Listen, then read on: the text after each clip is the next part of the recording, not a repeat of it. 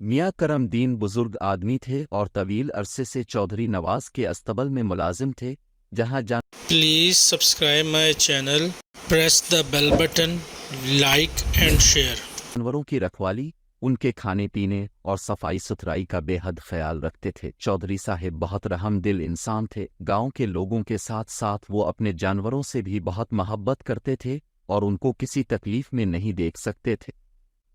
جانور بھی ان کی بات سمجھتے تھے۔ ایک دن کرم دین نے آ کر چودھری صاحب کو بتایا کہ ان کی پسندیدہ گائے بھوری چارہ نہیں کھا رہی ہے۔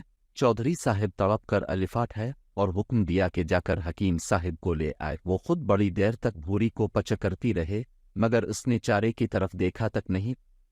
اس دوران حکیم صاحب بھی پہنچ گئے۔ انہوں نے بھوری کا مکمل معائنہ کیا اور بتایا کہ وہ بالکل ٹھیک ہے، نہ جانے کیا وجہ ہے۔ حکیم صاحب نے کرم دین سے سوال کیا، تم تو جانوروں کا بڑا خیال رکھتے ہو، آج کوئی اور تو جانوروں پر مقرر نہیں تھا؟ کرم دین نے کہا، جی ہاں حکیم صاحب، اب بالکل ٹھیک کہہ رہے ہیں، آج مجھے جانوروں کا چارہ لینے منڈی جانا تھا۔ میں نے دوسرے ملازم مراد سے جانوروں کا خیال رکھنے کو کہا تھا۔ حکیم صاحب نے فوراً مراد کو بلوایا اور اس سے پوچھا، تم جانوروں کی دیکھ بھال کس طرح کرتے ہو؟ بھوری چارہ نہیں کھا رہی ہے، تم نے بھوری کے ساتھ کوئی مار پیٹ تو نہیں کی؟ مراد بے وقوفوں کی طرح منہ کھولے سوال سمجھنے کی کوشش کر رہا تھا کہ چودھری صاحب کی غضبناک آنکھیں دیکھ کر اس کی سمجھ میں حکیم صاحب کا سوال آ گیا۔ اس نے گگڑے ہوئے لہجے میں کہا، جناب، میں جانوروں کو چارہ ڈال رہا تھا کہ اچانک بھوری نے مجھے ٹکر مار دی، میں بچتے بچتے بھی گر پڑا۔ میں نے فوراً چھڑی الفاٹائی اور دو چار اس کی کمر پر جڑ دیں۔ چودھری صاحب نے ہاتھ بڑھا کر پیچھے سے مراد کی گردن پکڑ لی۔ کیم صاحب نے مشکل سے انہیں ٹھنڈا کیا اور مراد سے کہا، بیٹا، انسانوں کی طرح جانوروں میں بھی عزت نفس کا مادہ ہوتا ہے، وہ تم سے ناراض ہے، اس لیے چارہ نہیں کھا رہی۔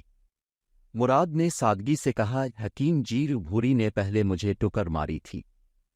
مراد کی بات پر سب ہنس پڑے۔ حکیم صاحب نے مسکراتے ہوئے کہا، بے وقوف انسان، جانور چونکہ بے زبان ہوتے ہیں تو وہ خوشی یا پیار میں ٹکر مارتے الپتے۔ بھوری نے تمہیں ہلکی سے ٹکر ماری تھی، خود اگر یہ غصے میں ہوتی تو ایسی بھرپور ٹکر مارتی کہ تم الفاٹے بھی نہیں سکتے تھے۔ اب ہم لاکھ کوشش کر لیں، وہ کچھ نہیں کھائے گی جب تک تم اسے نہیں مناؤ گے۔